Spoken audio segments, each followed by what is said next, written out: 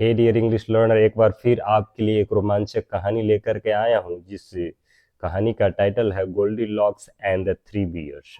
और आप अगर मेरे चैनल पर नए हैं तो लाइक, सब्सक्राइब और शेयर कर दीजिए, ताकि आपके लिए ढेर सारा कंटेंट लेकर आऊँ जिससे आप इंग्लिश सीख सके। तो चलिए बिना देरी की हुई इस कहानी को पढ़ना शुरू करते हैं।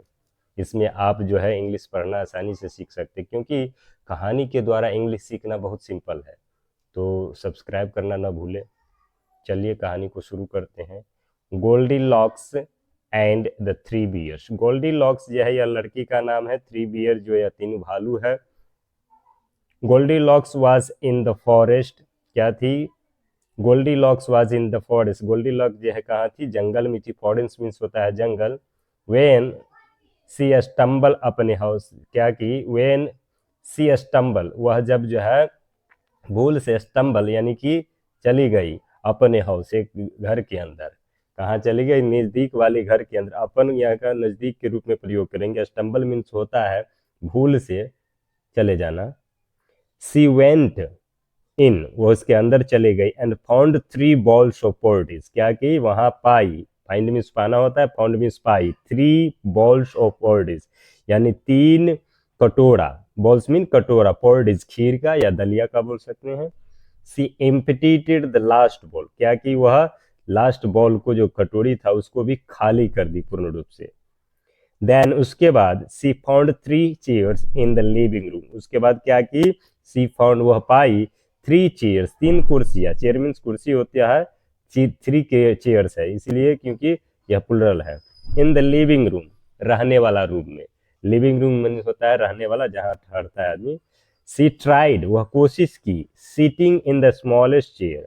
क्या की? वह कोशिश की बैठने का, इन द स्मॉलेस्ट चेयर, छोटे से कुर्सी पर। बट लेकिन it was too small and broke. क्या था? वह बहुत छोटा था, इसीलिए इट वॉज टू स्मॉल, वो बहुत छोटा था, एंड ब्रोक, इसीलिए क्या हुआ? वह ब्रोक हो गया, टूट गया। सी देन वेंट अप स्टेयर। क्या किया? सी देन, उसके बाद वह वेंट, गई, अप स्टेयर यानी कि कुर्सी, सीढ़ी के ऊपर। अप स्टेयर माने सीढ़ी के ऊपर। एंड फाउंड थ्री बेड्स, और वहां क्या पाई? फाइंड, फाउंड यानी पाई, थ्री बेड्स, तीन बिस्तर। She slept cosily in the third bed. क्या कही? वह सी स्लैप्ड, सो गई, कोजली यानी कि आराम से, इन द थर्ड बेड यानी तीसरे रूम पर, तीसरे बेड पर, बिस्तर पर। Then three bears return from there walk. क्या किए? तो उसके बाद जो थ्री बियर्स, तीनों भालू था, लौट करके आया। रिटर्न मीन्स लौट के, फ्रॉम देयर वॉक, अपने जहां टहलने गई थी, घूमने गई थी, वहां से लौट करके आया।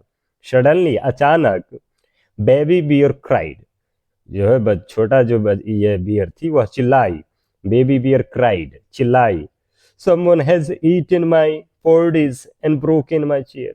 क्या बोली? समवन, कोई, हैज ईटन माय पोर्डिस, मेरे सभी खीर और दलिया खा गई है, एंड ब्रोकन माय चेयर, और मेरी कुर्सी को भी तोड़ दिया। कौन बोली?